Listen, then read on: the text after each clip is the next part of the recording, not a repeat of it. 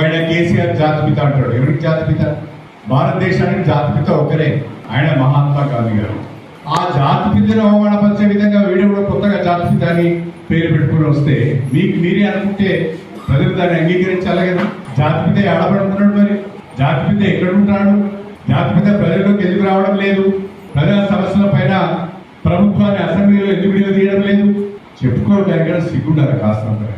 అనేక అవకతవకలు చేసి అనేక కుంభకోణాలలో ఇరుక్కొని ప్రభుత్వంలో ఉన్నప్పుడు కన్ను మిన్ను కారకుండా అవినీతి అక్రమాలకు పాల్పడి తెలంగాణ వనరులను దోపిడీ చేసి వేల ఎకరాల భూములను సొంతం చేసుకొని బ్రహ్మాండమైన ఫామ్ హౌస్లు కట్టుకొని ప్యాలెస్లు కట్టుకొని వేల కోట్ల రూపాయల ఆస్తులు చెమటోడి సంపాదించాలి. అందరూ కడియం శ్రేణి నిన్న గన్పూర్ నియోజకవర్గ కేంద్రంలో కళ్యాణ లక్ష్మి చెక్కులు ఇస్తూ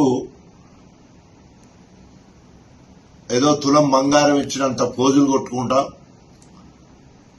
ఏం మాట్లాడాలో తోయక పిచ్చిలేసినట్లు మరి కల్వకుంట్ల కుటుంబం గురించి మాట్లాడినట్టు తెలుస్తా ఉంది. అది నోరా మోరా నాలుక తాటిమట్ట అన్నంత రోతగా ఆయన మాట్లాడిన విధానం చూస్తే సభ్య సమాజం సిగ్గుపడేటట్టుంది.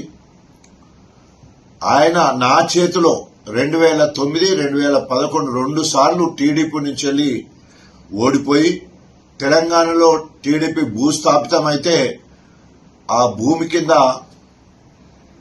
జీవోత్సవంలా రాజకీయ శూన్యంలో కొట్టుమిట్టాడుతుంటే కేసీఆర్ గారు దయాదాక్షిణ్యాలతో ఆయనను టీఆర్ఎస్ పార్టీలో చేర్చుకోవడమే కాకుండా తన జీవితంలోనే అత్యుత్తమమైన డిప్యూటీ సీఎం పదవిచ్చి అంతకుముందే ఎంపీ ఇచ్చి 2 సార్లు ఎమ్మెల్సీ ఇచ్చి విద్యాశాఖ మంత్రి ఇచ్చి 10 సంవత్సరాలు ఫ్రీగా ఉండకుండా అన్ని చట్టసభల్లో పనిచేసే విధంగా కార్యక్రమం చేసి ఆఖరికి ఎగనామాలు చెప్పి పోయే ముందు కూడా ఆయన బీఆర్ఎస్ పార్టీ ఎమ్మెల్యేగానే బయటికి పోవడం జరిగింది. ఇన్ని చేసిన కేసీఆర్ గారిని మాట్లాడడానికి నీకు నోరెట్లొచ్చింది?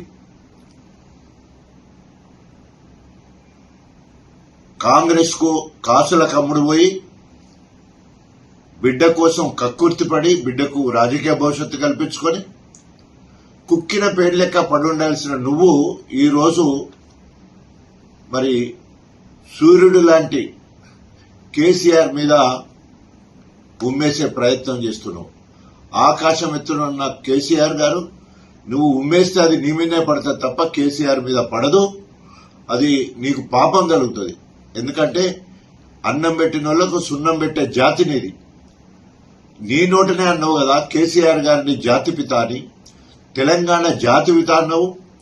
తర్వాత కాళేశ్వరం ప్రాజెక్టు వరప్రదాయని, మానస పుత్రిక అద్భుతము అని నువ్వే మాట్లాడి పవర్ పాయింట్ ప్రజెంటేషన్ కూడా చేసినావు కదా. మళ్లీ ఇవాళ కూలే కాళేశ్వరాన్ని మాట్లాడడానికి నీకు నోరెట్లొచ్చింది కడియం శ్రేణి గారు?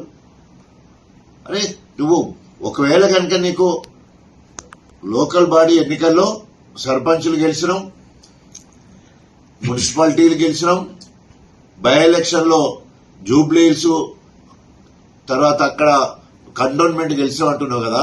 మరి ఇంకెందుకు ఆలస్యం చేస్తున్నావు? ఎట్లా గెలుతావు కదా నువ్వు, వెంటనే రాజీనామా చేయి నువ్వు.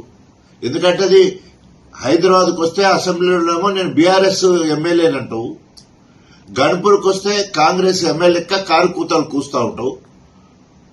ఇదెక్కడి న్యాయం నీకు? ఇదెక్కడి ప్రజాస్వామ్యము? 2 తలకాయల పాము ఉంటుందని విన్నాం, కానీ నీకు 2 నాలుకల ధోరణి, నీలో 2 రకాల మనుషులు, తర్వాత ఏమంటారు నిన్ను మొత్తం కూడా బహురూపాలు, ఎప్పటికి రూపాలు మార్చే దాని లెక్క చేస్తా ఉన్నావు. ఈరోజు పిలిచి నీకు అన్ని రకాల పదవులు ఇస్తే ఏదో అంటారు కదా పాలు పోసి పెంచితే పామే కాటేసినట్టు ఈ రోజు కేసీఆర్ ను కాటేసినట్టు మాట్లాడడం నీకు తగదు కడియం శ్రేయర్ గారు. ఇప్పటికైనా నీకేమైనా చిత్తశుద్ధి కనుక ఉండేది ఉంటే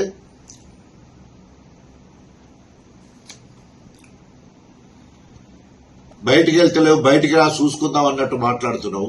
కేసీఆర్ గారిను డైరెక్ట్ గా చూసే దమ్మున్నదా? కేసీఆర్ గారిని చూస్తే నీ కాళ్ళు ఉడుకుతాయి, నీ బట్టల చుచ్చు పడుతుంది. కేసీఆర్ గారిని డైరెక్ట్ గా నువ్వు చూస్తే, ఎందుకంటే ఆయన తేజవంతమైన ముఖం నువ్వు చేసిన ద్రోహం కొట్టొచ్చినట్టు కనబడటానికి అవకాశం ఉంటుంది. అంతేకాకుండా నువ్వు ఫిరాయింపులకు రారాజు, ఫిరాయింపులు చేసట్లో దిట్టవు. అదేవిధంగా మరి ఈరోజు నమ్మక ద్రోహానికి పరాకాష్ట నీ ప్రవర్తన. ఇట్లా చెప్పుకుంటూ పోతే అనేక రకాలుగా మరి ఈరోజు ఉన్నది. అదేవిధంగా ఈరోజు అందరి చేత, కేసీఆర్ చేత లాభం పొందినవు, కేటీఆర్ చేత లాభం పొందినవు, హరీష్ రావు చేత లాభం పొందినవు. నీ బతుకు ఎందుకు తిన్నింటి వాసాలు లెక్క పెట్టి కార్యక్రమం ఎన్ని రోజులు చేస్తావు? సో ఇప్పటికైనా కడియం శ్రేయర్ రాజ్యాంగం మీద గౌరవం ఉండేది ఉంటే, ప్రజాస్వామ్యం మీద గౌరవం ఉండేది ఉంటే, మౌలిక ఏమంటారు నీకేమైనా నైతిక విలువ కనుకుంటే వెంటనే రాజీనామా చేయి. నీకు బాగా బలం ఉన్నదని విర్రవీగుతున్నావు కదా, రేపు నువ్వో నేనో తెలుసుకుందాం రా.